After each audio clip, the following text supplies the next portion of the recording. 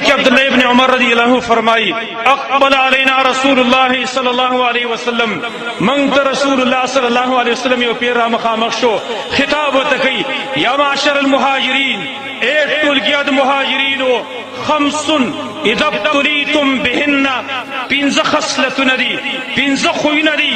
करच बतास बागी बानी मुब्तला शई वाउज़ु बिल्लाहि अन तुद्रिकुहुन्ना और सब पनाई गौरम पल्ला सर खिताब अगलान दी कई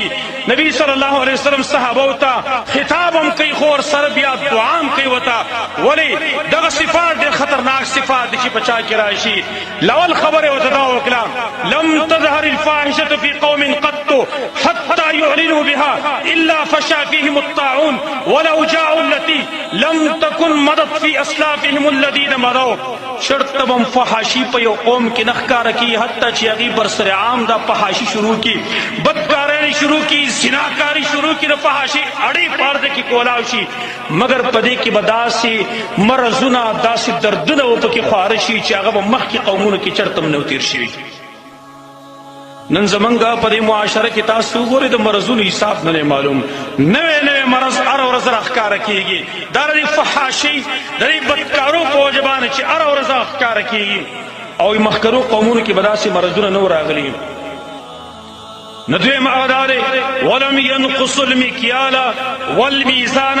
إلا أخذوا بالسنين وشدة المؤونة وجور السلطان عليهم كم قوم چپاغی کی ناق تول کی کمی واقعی شی کرچ خلقنا پیمانہ اخلی پورا اخلی بلا وزن کے پیمانہ کی نیم گڑتیا کی کم خلق چدا نیم گڑتیا شروع کرا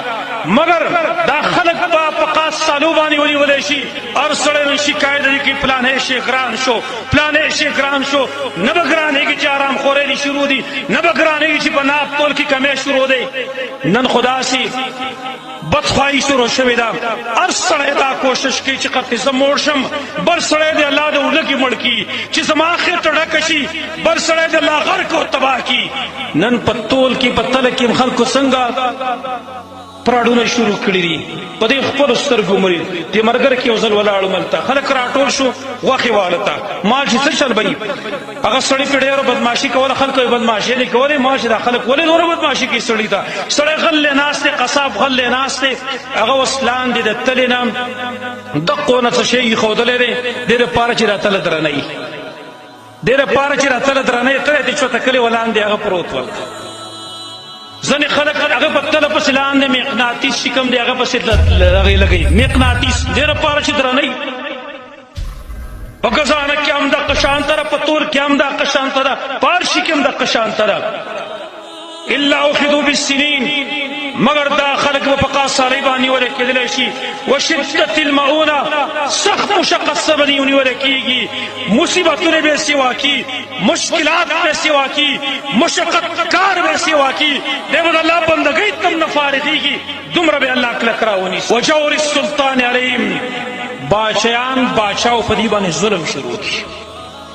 دا باچا دا ظلم وجہ چھ باچا ظالم امبانی مقرریگی اگر زمانگا دا نیمگلتیا کولی دا یو سبب دی نور اسباب ہمی یو سبب رسول اللہ صلی اللہ علیہ وسلم دا بیان کرے دے باچا خسڑے پا منگ ولی نرازی منگا خسڑی نیو منگا خراب خلقیو کہ منگ خخرک بین منگ بانے و باچا ہم خسڑے رات لے